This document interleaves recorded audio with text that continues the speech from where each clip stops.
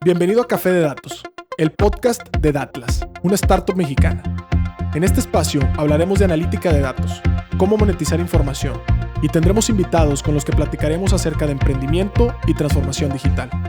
Si estás liderando, planeas liderar o participas en una estrategia de transformación digital, Café de Datos es ideal para nutrir tus conocimientos de analítica e inteligencia artificial, conocer los métodos populares en la industria, obtener nuevas ideas y disfrutar de las historias que tenemos para contarte. Porque los datos van mejor con café. ¡Arrancamos!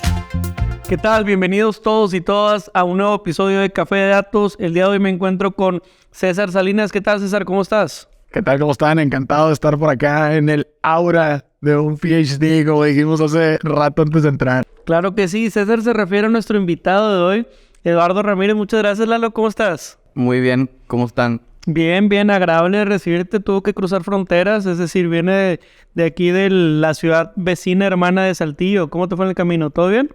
Todo muy bien. Digo yo, es mi viaje ahora, ¿no? De mi nueva vida digital.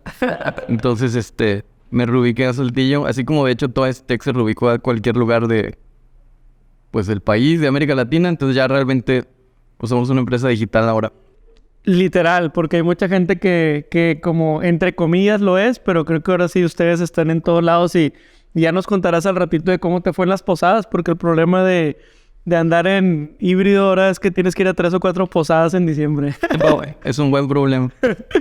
Muy bien. Oye, Lalo, pues digo, el día de hoy que queremos sacarte y exprimirte mucho de tu conocimiento, quiero que sepan que a manera personal, yo admiro mucho a Lalo por el tema de las comunidades, lo bien que los has forjado y el entusiasmo que has mostrado en las comunidades de datos, pero más allá de eso queremos primero conocer a la persona. Entonces, ¿qué te parece, Lalo, si nos das así como tu semblanza, la que te gusta contar de ti, de la parte profesional y poco a poco iremos aquí desenmarañando el capítulo, ¿no? Bueno, pues bueno, mi carrera, lo profesional, ¿verdad? Que es lo que les importa, lo demás, ya saben. Pues mi carrera, yo estudié ingeniería industrial. Ahora soy científico de datos y creo que tengo una credencial de científico de datos ya bien hecha, pero bueno, en su momento a mí me tocó, pues vivir el síndrome del impostor como por 20 años. Porque bueno, estudié ingeniería industrial y de hecho el síndrome del impostor yo lo tenía porque yo me intenté primero hacer desarrollador de software. Entonces a los 18 años, que yo estaba a media carrera de ingeniería industrial, me empezó a gustar mucho el software y tenía un amigo que decía, que luego fue mi socio, ¿no? Marc Beña, saludos. ¿Y qué lenguaje usabas en aquel momento? Entonces, bueno, me empezó a enseñar de Unix, empezamos a programar en Java, en PHP. Ah, bueno, no fue Entonces, y me gustó mucho, ¿no? La tecnología, el software, y también luego me empezó a caer trabajo de desarrollador de software, ¿no? Visual Basic también hice. También, pues yo quería mi dinero, y empecé a programar proyectos por mi cuenta, y todo esto ni me había graduado de ingeniería industrial. Y yo ya lo veía como que, oye, pues ya estoy trabajando de desarrollador de software, ahí como se me está dando a entender, me gusta, me cae buena lana, no necesito irme a trabajar a una planta pues estaba yo, en ese track, ¿no? Y entonces yo ya me agarré a desarrollar software por mi cuenta. Te estoy hablando 2001, 2002, ¿no? Y entonces, pero yo me sentía impostor, entonces oye, necesito saber esto del software bien, ¿no? Entonces me metí a estudiar software, en una maestría en software, en ingeniería en software, bueno, tengo otro nombre. Y entonces me dediqué a eso, pues, otros 2 años, y justo ahí conocí a mis socios de Citec, y fundamos Citec para, pues, vender software, ¿no? Teníamos ideas de productos, no, fue bien, ¿no? Pero bueno, lo intentamos hacer, incubamos la empresa, la lanzamos, total, empezamos a hacer proyectos, realmente lo que a la fecha seguimos haciendo. Éramos muy pequeña empresa, entonces yo aproveché eso para hacer el hecho de que la empresa tenía que, pues, crecer y no tenía, pues, para pagarme a mí, yo como que tenía que seguir haciendo proyectos por mi lado. ¿Y qué edad tenías? Más o menos, 24, 25 años. Entonces, pero bueno, el caso es que la decisión que yo tomé fue meterme a estudiar el doctorado, eso lo tomé a los 26 años míos. Porque, bueno, aquí entre nos, porque como estaba ahí metido en el TEC de Monterrey, estaba lo de la incubación de empresas, básicamente estudiar doctorado me era como una beca para... Bueno, yo hacía, obviamente, beneficios colaterales. Hacía bien mi chamba del doctorado, pero me daba chance de estar pegado ahí a la incubación de mi empresa, ¿no? Está genial. Y entonces, y con una especie de beca, pues, que como que ya la empresa ya vendía y todo, ya empezaba a tener empleados, pero no podía sacar dinero, todo tiene que metérsele, ¿no? Entonces luego ahí fue donde me salió la oportunidad de estar en Microsoft y ya me fui, pues me tomé mi break para irme un año a Microsoft. ¿Qué fue lo que hiciste en Microsoft? Pues estuve como researcher ahí de estancia en el equipo de Bing. Bueno, en Microsoft Research, que es lo que platicamos ahorita, Microsoft Research, que era más académico en general, pero este director con el que yo trabajaba, Jimin Wang, él era un director muy enfocado a proyectos aplicados. Entonces él sí hacía equipos que tenían un enfoque de research, pero que tenían que aterrizar en producto lo que estaba haciendo, en este caso Bing. Y es normal para quien estudia un doctorado, ¿no? Tratar de participar en esta especie, no sé si son internships o se le llama de otra manera. Son internships, sí.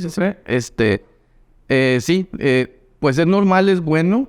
Bueno, no es normal que sea de una empresa, que sea una empresa. Es muy usual que en un doctorado tengas estancias de investigación y tengas intercambios, pero lo usual es que estás investigando con un agente en un país y luego te vas a otro país a seguir estudiando, haciendo cosas muy académicas. O sea, digamos, la diferencia de lo que yo hice es que fue más aplicado que académico. Es para lo cual, de hecho, me sirvió mi background de ingeniería que traía yo de la empresa, ¿no? Entonces, esa fue la diferencia. O sea, que lo que yo hacía que era investigación aplicada. Era aplicado. Yo tenía que leer papers, tratar de implementarlos y ver si jalaban en el Bing, ¿no? Bueno, en los flights preproducción de Bing, ¿no? O sea, que eran... Pues obviamente yo no puse código en producción. Eso ya lo hacían los ingenieros de producto, ¿no? Nosotros hacíamos modelos que probábamos, veíamos métricas y luego ya otra gente decidía qué se movía a producción, ¿no? Que Bing en ese sentido, nomás para contexto de toda la raza que nos anda viendo y todo, pues es la parte como del buscador, ¿no? Es el buscador de Microsoft que ahora trae ChatGPT. Yeah. Yo decía de manera anecdotaria y obviamente lo que digo es jugando, pero que tienes a la gente de la más inteligente del mundo haciendo esfuerzos para que nos pasemos más tiempo en internet. Por ejemplo, Lalo, ahí en Bing, o sea, no sé, un algoritmo, cómo se optimiza o no sé, digo, si nos puedes dar un ejemplo así muy narrativo, o sea, ¿qué tipo de cosas validaban como para priorizar, no? Bueno, la relevancia, haz de cuenta que la relevancia, haz de cuenta, se valida mediante jueces. Bueno, aquel tiempo, ahorita esto fue hace 10 años, pudo haber cambiado muchas cosas, ¿no? Pero básicamente hay jueces que están usando el buscador, tienen consultas ahí y validan, pues, si los resultados son buenos o no. Y luego hay un algoritmo, hay una métrica de calidad, que bueno, ese es todo un tema. O sea, solo el establecimiento de la métrica de calidad es un tema porque la métrica te puede llevar a lugares erróneos si la métrica está mal, ¿no? Entonces, bueno, hasta ahí. Pero con el comité. Pero había muchos temas de definición de la métrica que seguro han seguido trabajando en ello. Mucha gente muy inteligente. En su momento, Satya Nadella, que es el CEO y el director de esa división, Search and Ads se llamaba. Y luego nosotros, como researcher, pues hacíamos propuestas de algoritmos para mejorar la relevancia o resolver problemas puntuales Yo, de hecho, yo no estaba en relevancia, yo estaba en otros problemas que estaban más en tema, por ejemplo, de diversidad de resultados. Claro. Diversidad es una cosa curiosa, ¿no? Porque, por ejemplo, hay consultas que tienen ambigüedad semántica, ¿no? O sea, si yo busco Jaguar, ¿no? ¿Qué estoy buscando? Estoy buscando el coche, el animal, el videojuego. Entonces, si no sabes nada, la respuesta, digamos, más correcta del buscador es tratar de dar opciones, ¿no? Como que a ver qué estás buscando y interactuar contigo en eso, ¿no? Ahora sería una interfaz de diálogo de que, ay, ¿me podrías hablar de que sí? Pero bueno, el caso es que hay problema de semántica, de ambigüedad y un problema de diversidad, ¿no? Entonces ahí hay que meterle, pues, algún algoritmo para que haga esa parte bien, ¿no? Y otros problemas similares que hay relativos a eso, ¿no? Entonces, pero bueno, eso es lo que yo hacía en aquel momento, que se relacionaba con mi tesis del doctorado, que era temas de hecho, de modelos de lenguaje. Trabajé en modelos de lenguaje, pero pues obviamente en esquemas no deep learning, no esquemas unsupervised, si eran unsupervised, porque obviamente toda la gente que está en lenguaje sabe que tiene que ser unsupervised. Bueno, aunque bueno, ahorita la innovación, por ejemplo, de ChatGPT es que sí tiene un componente muy fuerte de supervisado, refuerzo para la parte del entrenamiento del diálogo, ¿no? Entonces ahí sí hay un componente híbrido que creo que fue muy potente para el producto, ¿no? Pero en research, básicamente te dicen, no, eso... O sea, en research es trampa meter supervisión, ¿no? En producto no es trampa. En producto tienes que hacerlo. Es parte del juego. Sí, pues se vale. O sea, oye, hay que meter un ejército de gente a calificar resultados. Venga, Pónganlo. Hay hagamos un que ejército de funcione, gente se entrenando. puede. Make it happen. Sí, o sea, en productos se vale hacer de todo, ¿no? No, y sí, imagínate, corrígeme, pero imagínate si la conducción de Tesla, la conducción autónoma, no hubiera estado con entrenamiento supervisado. Tengo una persona en el equipo que me comentaba que lo ponían a etiquetar videos, y ya sabes, esta es una señora de la tercera edad, este es un letrero de alto, y este es... Este sí es un árbol. Pero es un trabajo, o sea, es un trabajo etiquetar videos. Sí. No, y es muy importante al final porque eso se sabe que funciona bien. O supervised, o semi-supervised, self-supervised, todas las variantes que se usan para maximizar que bueno, de hecho creo que hay que verlo así, como metodologías para maximizar lo que sí puedes etiquetar. O sea, porque solamente en investigación pura es donde dice, a ver, algoritmo unsupervised o self-supervised contra algoritmo self-supervised, ¿no?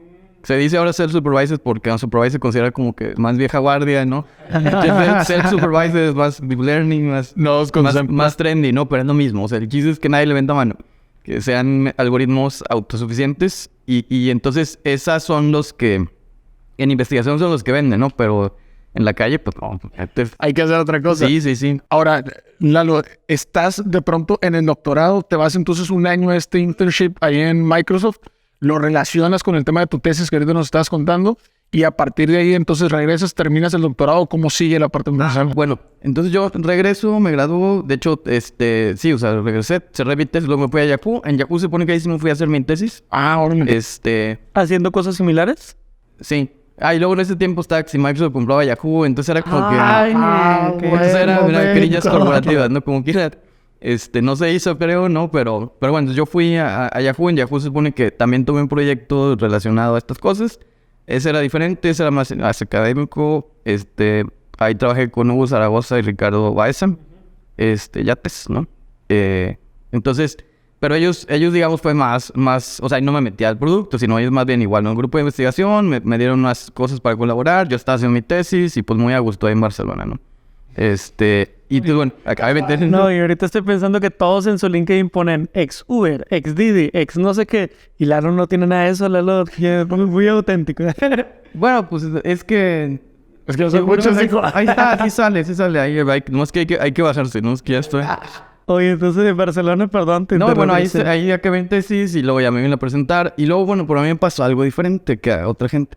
Que yo salí, en su momento, acabé yo muy harto de la investigación.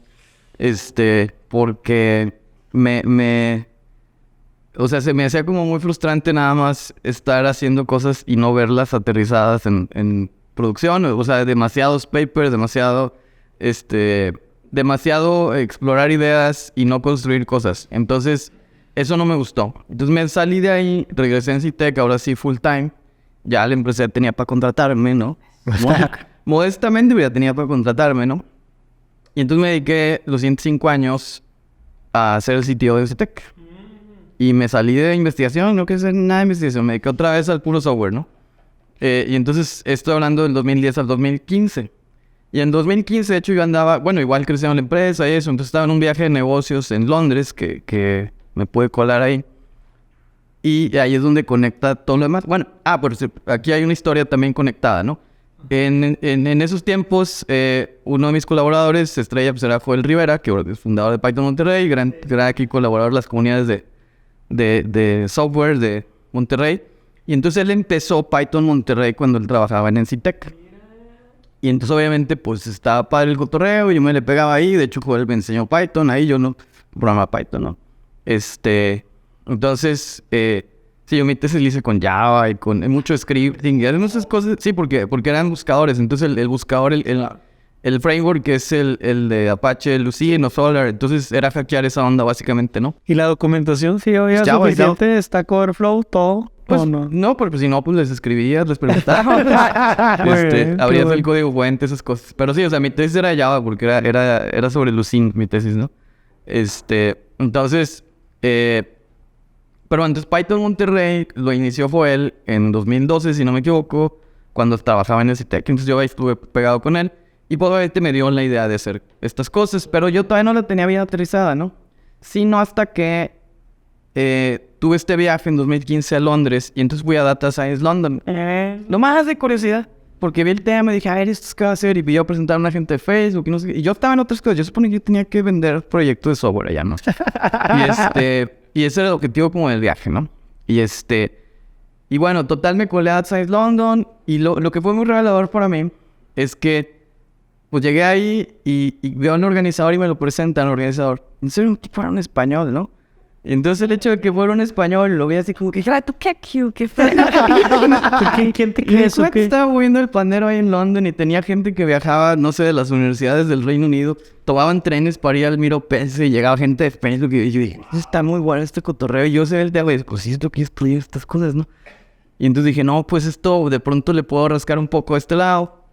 Y entonces, pues ya, básicamente eso fue la inspiración. Entonces regresé a Monterrey y pues empecé a hacerlo de Data Science en Monterrey. Y dije, pues invitar gente porque ya después de 5 años ya también me empezó a dar como que la espina de regresarse a hacer cosas más de applied research, más así de, ¿no? Después así empezó.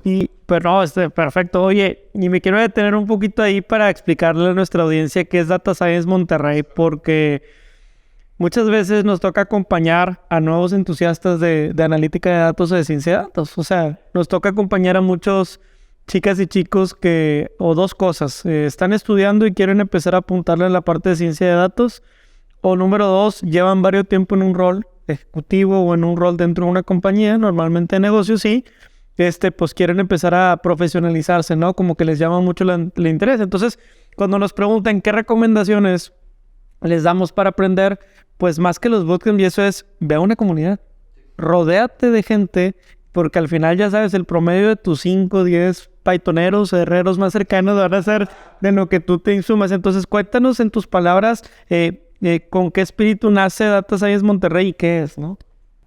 Bueno, es una comunidad profesional, es un meetup, como se conocen típicamente. ¿Y cuál es el espíritu? Que ahí sí hay variaciones, ¿no? Es networking profesional o como inició, ¿verdad? Ahorita entra más gente, pueden moverse, digo, no es una dictadura, ¿no? Es un colectivo. Es un colectivo, sí, pero sí inició, a diferencia de otras comunidades que nacen con la idea de vamos a enseñarle a gente a esto. Nosotros no pensamos eso, o en su momento, porque hay mucha gente que se dedica a enseñar las bases teóricas de las disciplinas, ¿no? Y lo hacen muy bien las escuelas, etcétera, ¿no? O proyectos específicos, ¿no? Otros meetups traen esa onda. Nosotros más bien era la cuestión de decíamos, oye, hay muy poca gente, o en su momento había muy poca gente que nos dedicamos a esto, por ejemplo en Monterrey. Y entonces decíamos, oye, yo no tengo un colega en NCTEC para hablar de ciencia de datos, o ni siquiera se llama ciencia de datos, ¿no? O sea, entonces yo quiero conocer a mis colegas, aunque estén en otro lado, ¿no? Ver en qué están, darnos tips, preguntarnos, o sea, darle... Sí, pues tener tus colegas, digo, es una manera de networkear, pues, no sé, oye, ¿a quién le pregunte de algoritmos a tus compañeros de doctorado? Tal vez, pero, o sea, ¿quiénes están aquí, no? Hay que saber quién está en lo mismo que tú, encontrar tus peers, o sea... Y luego también se van dando networkings de otro tipo. Hay gente que encuentra pues, con quién colaborar, para startups o para contratarlos en las empresas o clientes proveedores. Y entonces es un networking que está chido y obviamente como es gente que tiene interés en común, pues se ponen muy bien las pedas, todo fluye. Porque hay el interés en común de que todo el mundo quiere ser mejor en su disciplina, ¿no? Al final, eso es lo que podría decir que... Ahora, en un inicio, y lo acabas de mencionar y se me hace muy bueno como para rescatarlo. A ver, estás hablando de que no existía comunidad, es decir, encontrar a tu peer era relativamente difícil o era un reto. ¿Cómo hiciste al principio como para encontrar fuera de CITEC, que ya los conocías y todo, a gente que estuviera dentro de ese tema de Data Science? Bueno, pues la plataforma Meetup, en su momento era Meetup, Facebook, que empieza ahí pues libremente. Y claro, ahí a partir de eso empezamos a hacer los Meetups. Los primeros, de hecho, que se unieron fue Karen Wallace Handling, ¿no? Ya estuvo. Y Pablo Mazuki, bueno, estaban ahí por razón de Datapop.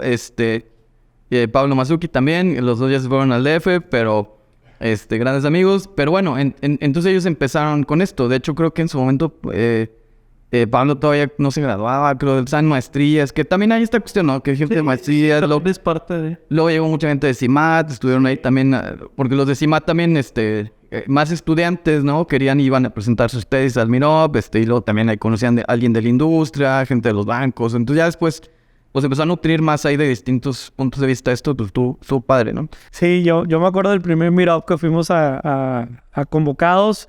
Nos metimos ahí a un grupo de Facebook, que por cierto existe un grupo de Facebook, ¿verdad? Que la gente que nos escucha a lo mejor puede aplicar. Data Science Monterrey. Nos conectamos ahí nosotros, platicando con Lalo. Creo que nació, oye, pues queremos platicar de un análisis que hicimos de Twitter, ¿no? Y estábamos algo nerviosos, era en Barrio Antiguo todavía, ¿te acuerdas de aquellos? Sí, en el Cobo. En el Cobo. Y ya llegamos y total, pues ahí te conectas a una laptop. Estábamos en un espacio bien chido. La neta, a mí me gusta mucho ese lugar. Es como muy de Monterrey, ¿no? Muy Barrio Antiguo, etcétera. Y platicamos en el análisis y todo.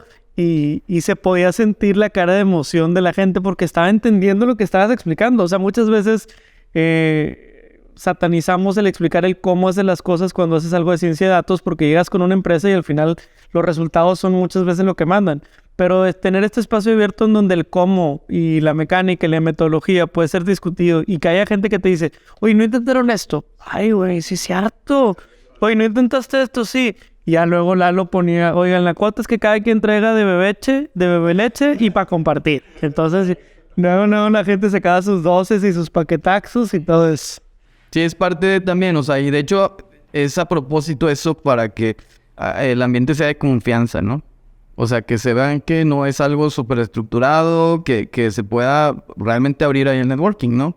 Entonces, de hecho, yo por lo general también no digo que me esconda, pero sí trato que se varíen las sedes, dosificar. O sea, hace poco pues venimos de aquí a Digital Home, una sede muy corporate, ¿no? Pero si lo hacemos así, pues también hay gente que no se va a meter aquí, o sea, que, ¿no? Porque, o sea, pues no le dan como que espina de que va a estar bueno el cotorreo, ¿no? Entonces, si les decíamos un lugar en el centro, con DJ y cosas, ya, pues a lo mejor otros van y así es parte de variar, ¿no? Sí, ir diversificando y nutriendo, creo que es bastante interesante. Ahora, Lalo, regresándonos un poquito a la línea como temporal que llevamos platicando, 2015 fue cuando tienes como este primer approach a esa comunidad y todo, y regresas y entonces empiezas a hacer la comunidad de Data Science por acá. Cuéntame a partir de 2015 un poquito más para acá, ¿qué has seguido en el tema profesional y cómo llegas al día de hoy? Bueno, ahí básicamente en ese tiempo también es cuando yo también pude tomar la decisión de hacer el área analítica en CITEC.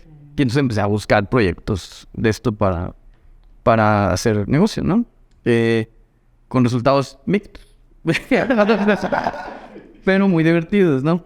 Qué bueno, son aprendizajes ya de negocios, ¿no? Cuéntate una historia de eso. Pues que no, he hecho proyectos padrísimos, pero mis proyectos pues son la pesadilla ahí de Encitec porque, pues si ustedes saben, son proyectos de alto riesgo, impredecibles, no es como el software. Encitec es una empresa certificada en metodología de software, ¿no? Que se supone que tú buscas que si tú dices me va a tardar un mes o 6 meses, le pegues al centavo, ¿no? O sea, que sea el software se ha vuelto un poco más predecible.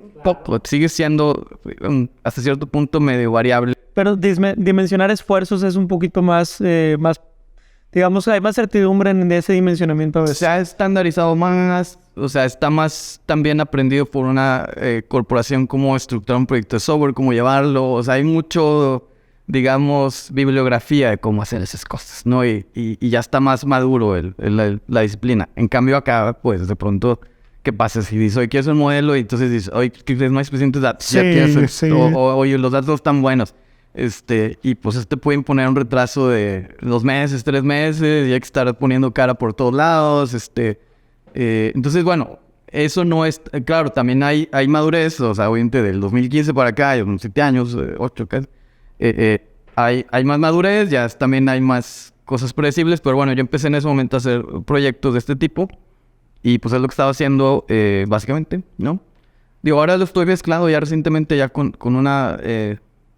tema de docencia, estoy dando clases, hago colaboraciones con universidades, ahorita estoy colaborando con una universidad de Ecuador, también estamos haciendo un proyecto de remote sensing con deep learning, para estar en el state of the art. O sea, lo que hacemos es, o sea, esos proyectos no lo hacemos por negocio, sino por estar pegados a desarrollo, a lo nuevo, ¿no? Y estar pegados a las cosas de investigación nuevas, ¿no? Igual todo aplicado tiene que funcionar, ¿no? Y bueno, y esa es la parte, digamos, donde ya conecta con lo que hago ahorita, que es, pues básicamente consultoría, ciencia de datos, proyectos industriales, ¿no? Nuestro podcast Café de Datos integra experiencias y lecciones que hemos aprendido como startup en Datlas. Hemos sido testigo de cómo más de 500 usuarios han utilizado nuestras plataformas para mejorar su estrategia de negocio con analítica. Este año estamos llegando a más lugares en México a través de nuestro programa Socios, una alianza que integra agencias de marketing y firmas de consultoría alrededor de todo México. Con esto, fusionamos las capacidades tecnológicas de Datlas y la experiencia local de consultores expertos. ¿Te interesa ser socio? Te invitamos a entrar a nuestro sitio web www.datlas.mx y revisar la sección de licencias.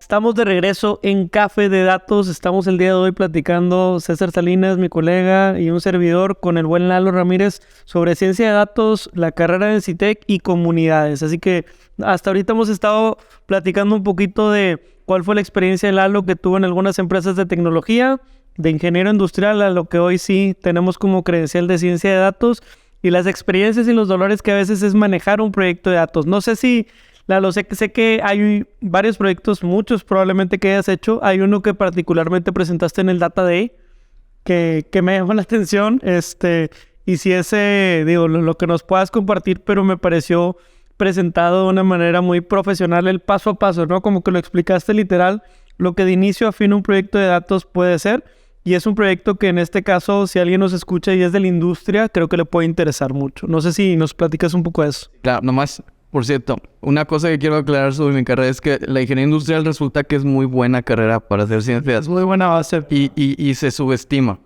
Pero realmente lleva 5 materias de estadística y pues ustedes saben que la estadística es la base de esto. Entonces, si pusiste atención en sus clases de estadística en ingeniería industrial, es súper buena carrera para este track, ¿no? Un disclaimer más sumándole a eso. Bueno, de hecho 2. Primero, Aldo Valadez de Hey Banco, de Banca Regional o de Banregio, participa en muchos Data Days. Él también es ingeniero industrial, se dedica hoy como encargador de analítica y nos platicó que el Six Sigma y todos esos fueron lo que le dio la capacidad de empezarse a migrar al mundo de los datos un poquito más como anillo al dedo, o sea, como más. Y en mi maestría de analítica de datos tuve una clase de ingeniería industrial y me puse a ver todos los procesos de calidad, todo lo de la matriz ILUO y todo eso, bueno, el sistema Toyota, todo eso también ahí salió. Pues es realmente aplicar estadística a los procesos industriales, lo que está haciendo, ¿no? Entonces, hay otras carreras que por cierto tienen mucha relación. Por ejemplo, yo platico tengo amigos en Saltillo que están en la industria del campo, ¿no? Bueno, la agricultura, ¿no? Y entonces ellos, chorrísimo estadística. De hecho, yo me asesoro con los agrónomos porque son buenísimos para diseño experimentales, modelos de... O sea, estudian mucho también esas cosas, ¿no? Entonces, incidentemente tienen estas interacciones ahí, ¿no? Pásanos después el contacto de uno de tus amigos. Sí, los voy a presentar, amigos. Buenísimo. Entonces, bueno, retomar el proyecto que íbamos a platicar, pues este proyecto está padre. Yo no diría que es de ciencia tal cual, porque como que también están haciendo diferentes los que son ciencia per se y los que son AI, ¿no? Este fue un proyecto híbrido, pero con mucho elemento de... Al final es un proyecto de AI porque había un sistema de visión basado en redes convolucionales que tenía que hacer un reconocimiento de una pieza para saber si estaba buena o mala. Es una inspección de calidad. Que esto es muy común, es una aplicación ya común de Deep Learning, inspecciones de calidad, de defectos soft, es decir, un defecto que no puedes resolver con una medición específica, una cosa así. Son defectos como de sutiles que dependen de un criterio, que hay que entender el criterio de una persona que puede ser complejo, ¿no? Entonces ese criterio pues se tiene que capturar en la red neuronal, básicamente, ¿no? Algo interesante de este proyecto, para lo cual también tuvimos que hacer modelado matemático, que lo hizo Ray Flores, también aquí muy conocido en la comunidad. De las matemáticas del amor. Con esa parte. Sí. El tema de esto es que no teníamos fotos, teníamos escaneos tridimensionales de las piezas. Y entonces... Perdón, ¿cómo se levanta un escaneo? Un escaneo tridimensional lo levantas con un escáner tridimensional. Básicamente es como si le pasaras un celular, ¿no? Es como si le pasas como cuando te checan en un antro si no traes metales. Básicamente tienes que pasarle la pieza por todos los... recorrer la pieza y entonces con el escáner, ¿no?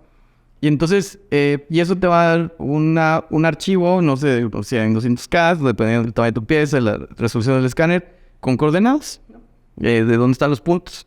Y entonces tú luego tienes que tomar esos puntos y tratar de reconstruir una versión de esa pieza que te sirva para saber si está bien o mal. Entonces, como estas piezas tienen la cuestión que son toroides o sólidos de revolución, o son partes de turbinas, ¿no? Digo, son cosas redondas. Con coches más simples. Sí, ¿no? Entonces, la forma que usan... de hecho, ya lo usaban así en la empresa, nada más que lo hacían a mano, que es el proceso de encontrar una proyección bidimensional. Lo hacían con un software que ellos hicieron, muy bien hecho. Y entonces ellos hacían este proceso que se llama la alineación. Entonces, básicamente, agarraron la nube de puntos, la proyectaban en 3D en su PC... Y entonces empezaron a buscar por dónde le veían forma a la figura, ¿no? Y ese proceso nosotros lo hicimos con un algoritmo para poder hacer esto automático, ¿no? Es un algoritmo que lo que hace es buscar el mejor eje posible para ese sólido, ¿no? Entonces, y entonces obviamente pues es el centro de la pieza, que no hay nada ahí, pero bueno, tú buscas el eje, pones el eje y luego conviertes todos los puntos y luego los proyectas. Esto sería más fácil con el PowerPoint. Los proyectas y entonces lo que acabas viendo, como son figuras, digamos, de rotación, entonces al final lo que ves son contornos. Y entonces en los contornos, si fueran perfectas, o sea, si la figura fuera perfecta, pues verías de este lado, no sé, pues un rectángulo, ¿no? Imagínense que va a ser ¿cuál es la proyección de una pieza? Sí, si le pongo una luz y veo la sombra de una pieza, no, pues esa sería una proyección perfecta, ¿no? En realidad. O sea, digamos de la sección transversal, lo que es fácil ver con una sección transversal, pero de cada rebanada de una dona, ¿no? Pues verías un rectángulo, si lo quieres hacer, ¿no? Si fuera perfecto. Y luego si las empalmas, todas las secciones transversales, entonces pues ves dónde hay defectos, ¿no? Y realmente lo único que necesitas es ver ese rectángulo con digamos, pequeños, pues fallas, ¿no? Y eso es lo que aprende el sistema a reconocer. Y una pregunta, ¿verdad? Porque un proyecto de AI o de ciencia de datos tiene una fase de ideación. O sea, a ti no te dijeron resuélveme así el problema. A ti te dijeron, compadre, necesito... O sea, necesito mejorar en N cantidad de porcentaje en mi proceso, lo que ellos ¿no? nos dicen es, nos tardamos mucho en hacer esto a mano. Ándale. Y tú como, y ahora sí, en el primer proceso, porque a lo mejor en un proyecto de datos... Esta es una fase importante. Mucha gente que no está en la industria se imagina que llegan y te hacen el pedido. Quiero que me hagas un market basket análisis o quiero que me hagas una predicción. El algoritmo, esos ya son propuestas de nosotros. O sea, ahí el cliente llega y dice, tengo este problema, me requiero personal muy capacitado para hacer esta inspección y se tarda mucho. Y si la persona que hace esta inspección no viene... Claro, a nosotros nos tocó ir a planta, perdón que te interrumpa, pero lo pongo aquí en la mesa porque a nosotros nos tocó ir a planta con nuestros amigos de la Moza y justamente hay un tema ahí de calidad que ellos hacen y nos tocó ver también en vivo y en directo a las personas especializadas en eso e incluso nos hicieron una pequeña dinámica ahí de, oye, ¿qué defecto le ves a esta pieza? Y pues para ti como mortal es imperceptible, o sea, tú ya ves y dices... Pues no se lo encuentro. Y ya hasta que el experto llega y te dice, no, es que mira, ven, mira este pedo. Y son casi cosas que dices, ay, si no tienes el ojo bien entrenado, pues no vas a poder dar con ella. Ese es el tema justamente. O sea, que tienes que tratar de copiar el criterio de esa persona y ponerlo en el sistema. Para esta ideación también es otra cosa que muchas veces me gustaría comentar. ¿Haces alguna especie de benchmark o de investigación? Es decir, en su mesa de ideación para proponerle esta solución a la empresa, ¿te pusiste a investigar cómo lo hace alguien más? ¿Qué papers hay? ¿Qué lo hacen? ¿O simplemente fue, ¿sabes qué? Yo ya tengo un bagaje y con este bagaje propongo la solución? Bueno, es que había un problema que estaba muy, digamos, definido como el problema de la proyección de la figura en 2D. Ese problema sí fue más como de ponerlo en pizarrones y a ver cuáles son las transformaciones de coordenadas que hay que hacer y sí, ahí sí había que inventar el algoritmo y pues sí, y ni modo, ¿no? Porque era ya estaba muy definido y era muy específico, ¿no? Luego la parte de Deep Learning, ahí en Deep Learning siempre hay que estar leyendo papers, ¿no? Claro. Entonces, bueno, entonces luego sigue el reconocimiento, ¿no? Y entonces ahí, por ejemplo, usamos mucho Transfer Learning. Ok. Pero, por ejemplo, el reto que tuvimos ahí fue Bueno, hay otros procesos ahí que faltan luego, ¿no? Porque luego también teníamos que hacer dibujos sobre la figura. Correcto. O sea, las maquetas, el croquis, todo eso, proyección, que que digamos que en un proyecto se puede entender como la parte de, bueno, Es la parte de modelación. en la parte de modelación. Es Cuando no hay correcto. modelación, tienes que hacer marco teórico, tienes que ver cuáles, como que los modelos que se aplican a tu problema, y ahí sí necesitas ver variedad. En este caso, en Deep Learning, la idea de Transfer Learning, bueno, ahí es usar modelos que ya existen entrenados con bases de datos más grandes que las tuyas, ¿no? Para poder aprovechar eso y luego hacer fine-tuning nada más, ¿no? Y dentro de la charla, César, acá que platicó Lalo, te quiero también platicar que lo que me llamó mucho la atención fue que no hay una sola... O sea, la gente que escucha puede decir, pues qué fácil, eso es un algoritmo. Pero a ver, es que no hay un solo algoritmo que sea la respuesta. Puede resolver un problema a veces con aproximaciones de ecuaciones diferenciales o de integrales, porque es un sonido de revolución, o con proyecciones o con la propuesta. Entonces, también hay un momento en el que dentro de tu equipo o las cabezas de expertos tienen esta discusión o mucho trabajo de diálogo. No sé si eso coincidió o no con el proyecto, porque también es una fase que hemos visto que en proyectos de datos sucede. Sí, se tuvo que hacer. Esa parte, digamos, es una parte de modelación matemática. Digamos, eso es diferente porque es más como... sí, es como definir el algoritmo, ¿no? Okay. Y entonces sí, definirlo y luego implementarlo. Entonces, sí, ese es un componente, digamos, de applied math, tal cual, ¿no? Lo que es llegar a la proyección. Y luego, después de la proyección, y luego eso es un proyecto de Deep Learning. Entonces, son como dos proyectos en uno. Ya, claro. Y luego más un proyecto de software, porque el software también tenía que hacer cosas. Y en su momento, por ejemplo, tuvimos que hacer otro modelo para segmentación, porque luego lo que teníamos era que el ruido nos hacía mucho ruido. Sí. Nos hacía el ruido en el escáner. Como el escáner, digamos, si yo escaneo hacia el aire, pues le voy a meter ruido a mi escaneo. Entonces tuvimos que hacer un modelo. Bueno, primero lo que hicimos hacer como con técnicas igual de visión, así nosotros mismos no comiendo dog food de Deep Learning. Y hicimos algunos algoritmos como clásicos de visión, o sea, sacar algunas, no sé, frecuencias, histogramas, cosas así variadas para tratar de sacar el ruido, pero no le llegábamos a la métrica que nos pedía el cliente, que básicamente era no tener falsos negativos. No, y aceptar, bueno. o sea, falsos positivos estábamos más tranquilos, podemos meter 5, 10%, no me acuerdo el número exacto, pero falsos negativos no puede haber.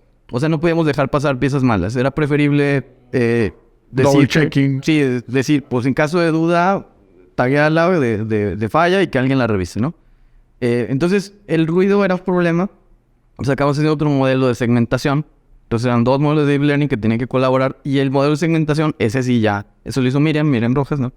Entonces, el modelo de segmentación, ese sí ya nos permitió llegar a la métrica, ¿no? Entonces, parte de lo que hay que hacer aquí, que teníamos que hacer, es encontrar nuestras redes transfer de base, cuáles eran los que nos iban a servir. Curiosamente, no era la misma siempre porque había muchas piezas y entonces tuvimos que hacer modelos por piezas. Quisimos hacer un modelo para todas, no nos funcionó. O sea, bueno, sí funcionaba, pero no llegábamos a la métrica, ¿no? Entonces, para llegar a la métrica era hacer cada pieza por separado, su modelo de transfer learning. Eso fue muy exhaustivo, ¿no? No es la forma igual académicamente más elegante de hacerlo. Pero es la forma en la que se pudo hacer, ¿no? O sea, escoger el mejor modelo de transfer para cada red y para parametrización y pues ya, o sea, decir esta pieza corre con esto set, ¿no? De parámetros de modelos, ¿no? Y así hasta que hicimos todas las que nos pidieron, ¿no? Wow. Y en ese sentido, Lalo, para quienes estamos como del lado también mucho de negocio y todo, o sea, ya nos acabas de contar como toda esta parte técnica. ¿Qué sucede en el post? Es decir, ya eligieron, ya tienen los modelos, ya tienen... ¿Qué tanto cambia en el sentido de lo que había del proceso original con esto? ¿Se sustituye realmente todo el proceso? ¿Es como ponerle esteroides? ¿Es un complemento? ¿Llega a haber Pues un tiene tema que ser como dices tú de... Tiene que ser un nuevo proceso. completo? Sí, tiene que ser un nuevo proceso. Ya la implementación del proceso depende mucho de la empresa, que bueno, aquí se atravesó otra cuestión tremenda que fue la pandemia, ¿no? Porque la industria aeroespacial se cerró prácticamente en la pandemia, entonces bueno, hubo muchas disrupciones ahí, entonces ya no puedo dar como que mucha historia de qué está pasando ahí ahorita, pero bueno, sí hubo esta gran disrupción que afectó a toda la empresa, ¿no? Con la que trabajamos ahí, ¿no? Pero sí, o sea, en general, en otros proyectos que sí estamos trabajando en eso, o sea, en implementación tal cual ahorita, es tremendo el esfuerzo. O sea, se subestima, pero por ejemplo, algo que platicaba ayer con unas gentes que voy a estar en un panel. O sea, yo tengo un secreto, ¿no? Que tengo gente, cuando estamos implementando el proyecto, yo pongo en mi equipo una gente que se dedique a asegurarse de que los usuarios están usando el producto. Porque luego dice, oye, está en mi modelo, ¿y por qué no? da el resultado de negocio, porque lo que hay que hacer es generar un ahorro, etcétera. ¿Sabes por qué no lo están usando? ¿Por qué no están usando? Entonces, porque le da hueva, no se meten, no le entienden, etcétera. Las razones que quieras, ¿no? Pero tienes que asegurarte de que lo usen, porque si no usan tu inteligencia artificial, pues entonces no va a haber un efecto, ¿no? Y Fíjate que importante lo que acabas de mencionar, va para Clip, dijo aquel. Sí, porque justo es uno de los retos que le platicamos mucho al equipo justamente en la planeación anual que tuvimos ahora en diciembre. O sea, el hecho de, oye, técnicamente ya ni siquiera hay una barrera, como dices tú, porque ya hay de pronto una experiencia detrás de nosotros, a lo mejor como proveedores, a ti también te ha pasado, de, oye, sabemos que somos muy buenos para hacerlo técnicamente, ¿no?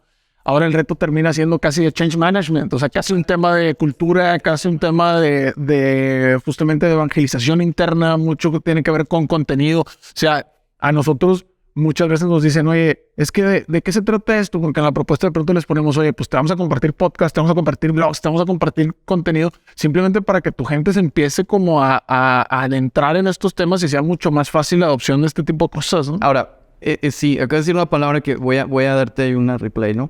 Change management, está perro el término, está padre, pero te voy a decir por qué yo no uso esa palabra. Trendy. Porque si yo digo change management en una corporación, se me van a aparecer otras 10 gentes con las que no quiero tratar.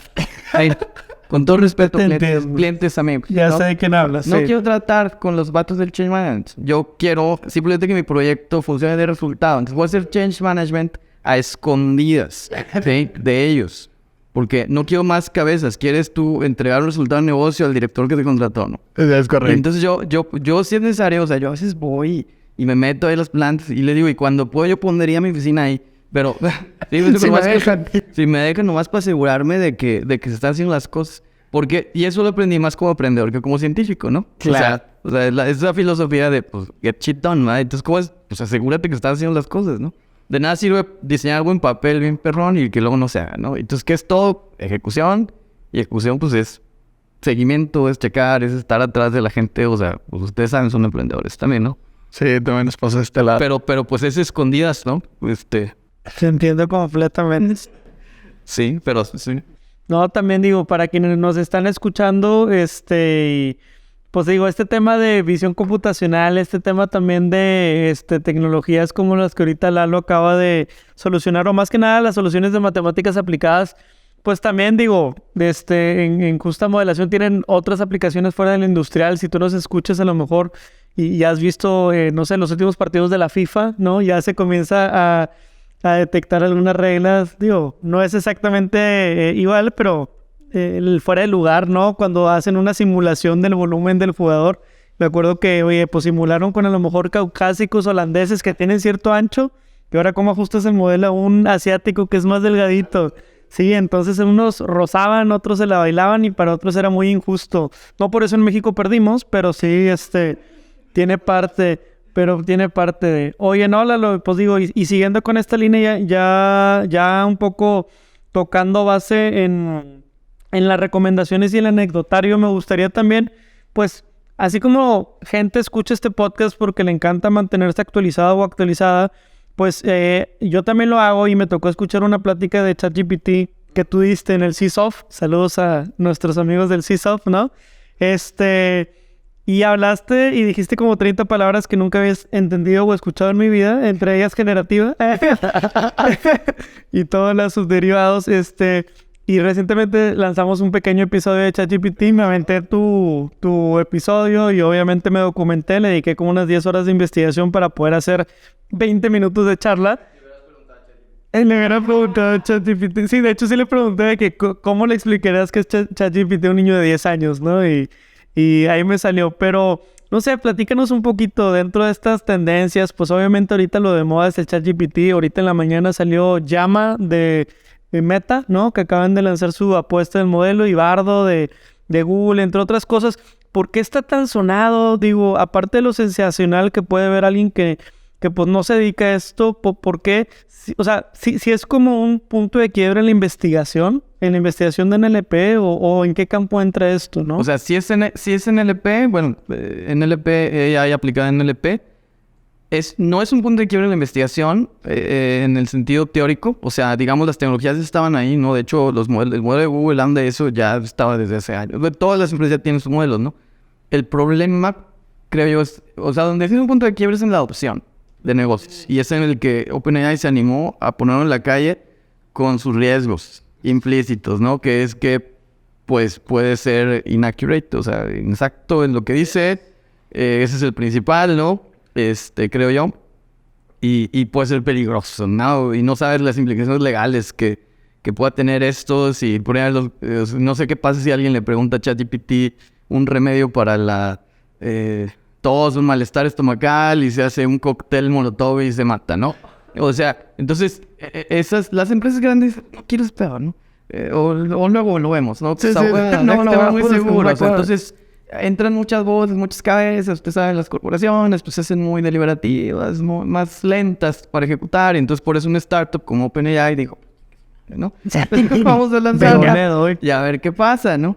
Y entonces, obviamente, pues, por eso generaron este hype. Y porque, además, sí hicieron mucha ingeniería. Y digo, obviamente, no estoy diciendo que no tenga una perrona base científica. Por supuesto, o sea, mezclaron varias cosas muy potentes de investigación. Nada más que lo que puedo decir es que ya eran más o menos conocidas, ¿no? El tema es que le echaron los kilos, entregaron bien el modelo, o sea, mezclaron reinforcement. O sea, todo esto, no estoy demeritando el approach. Nada más estoy diciendo que ya existía. Incluso ellos mismos lo hicieron, pero hace varios años, ¿no? O sea, ya existía la teoría y el tema ahorita es la aplicación, ¿no? Entonces fue mezclar la IA generativa, que es la capacidad de entrenar modelo de lenguaje que básicamente tiene capacidad de procesar el lenguaje humano, ¿no? Con otros métodos que le ayudan a dominar ciertas skills usando ese modelo. O sea, por ejemplo, uno es el InstructGPT, que es el modelo que le ayuda al ChatGPT a dialogar, ¿no? Interpretar instrucciones y dialogar correctamente contigo. Entonces es una skill, digamos, lo puedes ver así. Y la otra skill es la que le aportaron con el modelo que se llama Codex, ¿no? Que también hicieron ellos mismos, ¿no? Que es el que les enseña a programar. Y entonces, de hecho, yo creo que ese es el breakthrough más fuerte que va a haber, es la programación, porque esa sí jala muy bien. Súper bien. Sí, y jala muy bien porque no hay una necesidad de tener un grounding en la realidad física, ¿no? O en los hechos, ¿no? O sea, el código, digamos, es más como autocontenido, ¿no? Entonces el modelo puede eventualmente... La información que necesite ahí está, ¿no? ¿Sí? No, en cambio, si le preguntas algo de un hecho del mundo que a lo mejor ni siquiera está en su base de datos, ¿no? Que es una... O temas lógicos, etcétera, ¿no? O sea, que eso es más difícil, ¿no? O sea, yo también en ChatGPT, digo, te pregunto, qué bueno que precisas, porque creo que sí es un punto de quiebre para los usuarios de calle, ¿no? Que dicen, ay... Nosotros los mortales. Pero es bien interesante entender que estamos viendo la luz y qué es lo que normalmente pasa, algo que en investigación sucedió hace muchos años o hace 3, 5 4 años. Sí, 3, 4 sí. Tampoco es... Sí, tampoco es tan... Y ahora, una pregunta que a lo mejor tiro al aire, pero es, ¿cuál crees que sea como el modelo adecuado de negocio? Porque al final OpenAI, pues digo, no lo nació, digo, hoy lo lanza y lo libera, ¿verdad? Con amor al pueblo. Ya hay una versión de paga que es como para que te dé buenas respuestas, pero tomando en cuenta que una consulta de ChatGPT cuesta 100 veces lo que una búsqueda de Google o una búsqueda de Bing, es decir, en tema de procesamiento, ¿cuál dirías tú que pudiera ser un modelo de negocio decente para eso? ¿Para ellos o para los consultores? Bueno, para ellos no sé. Yo creo que ellos tienen que hacerlo, pues, accesible, ¿no? Las consultorías, obviamente, pues vamos a ayudarles a otros a implementar sus proyectos, ¿no? ¿Dónde creo que puede haber muchos proyectos de esto? Pues es en Q&A privado, ¿no? Básicamente, ¿no? Digo, es como que tampoco magia negra, pero bueno, es aplicaciones Q&A que puedan absorber tu base de conocimientos corporativa, de lo que tú quieras, o un vertical, ¿no? Medicina, salud, etcétera, etcétera. Y pues que contesten en base a esos datos. Que de hecho ya hay una API, ya pasó el embedding API. El tema es, bueno, pues hacer la talacha de alimentarlo y luego la otra talacha que es la accuracy, ¿no? Que esa es la parte que todo el mundo... ahorita nadie dice nada, pero es donde van a venir las... ¿Cómo definirías la accuracy en un modelo, no? Para la gente que nos está escuchando. Bueno, accuracy quiere decir que el modelo diga cosas apegadas a la realidad. Ok, excelente. ¿Sí? O sea, que no invente cosas o que no alucine. Y de hecho se usa el término alucinar formalmente en los papers, ¿no? Dicen, oye, alucinó. Pues sí, alucinó, inventa cosas, ¿no? Entonces, ahí estoy un poquito, como ChatGPT es privado, entonces no sé exactamente qué traen ahí para evitar la alucinación. Microsoft está haciendo su versión y Microsoft va a meterle más desarrollo a esa parte. No lo he visto, ya pedí mi acceso. ¿Cómo le hacen? Y bueno, obviamente hay que probarlo para ver que también, y ponerlo a prueba, ¿verdad? O sea, hacerle preguntas, decir, a ver, te voy a hacer algo que sé que no me puedes contestar y a ver qué dice, ¿no? Y entonces esto es igual, pues hay que aplicar un poco de talacha para poder liberar esas cosas, ¿no? Perfecto. Digo, nada más, una también para que César acá nos ayudes a participar. O sea, ¿a ti qué te entusiasma más? ¿El ChatGPT o el OpenAI para imágenes, para texto, para conversaciones, para qué? Nosotros lo hemos estado como talachando mucho para temas más de textos, o sea, para desarrollos de cuestiones que tienen que ver cara al cliente. O sea, oye, no sé, invitaciones, oye, arma una invitación para esto y esto. Lalo ya sabe que su invitación le llegó de lo que... No estoy seguro si lo anotó, no estoy seguro si lo anotó, pero para temas de invitaciones, para temas de instructivos, de pronto para algunos procesos, metodologías, etcétera. Ahorita que estamos haciendo algunos protocolos y mucha documentación de algunos procesos internos también, como estos benchmark, etcétera. Entonces, creo que eso... Pero en temas de futuro, pues yo creo que lo que dice Lalo es muy interesante, saber ya cómo lo internalizamos a lo mejor a una corporación o a un privado, a clientes, por ejemplo, de nosotros para hacer algún aplicativo acá bien interesante. Digo, ya he estado escuchando, por lo menos aquí en las comunidades y en la calle y todo, cómo raza como que lo está queriendo adoptar para hacer sus propios como procesos y algunas cosas. Pero pues vamos a ver qué tal. Por lo menos a nosotros nos ha funcionado bastante bien y también le hemos hecho algunas consultas así como más recreativas de, oye, pues ármate un guión de película y ármate un poema y ármate algunas cosas y está interesante también. Sí, de hecho yo en eso también creo que puedo usar. Muy bien. Oye, Lalo, y recomendaciones finales aquí para la gente que nos escuche, libros, podcasts, películas de ciencia de datos o de analítica, ¿alguna que recomiendes para seguirnos motivados?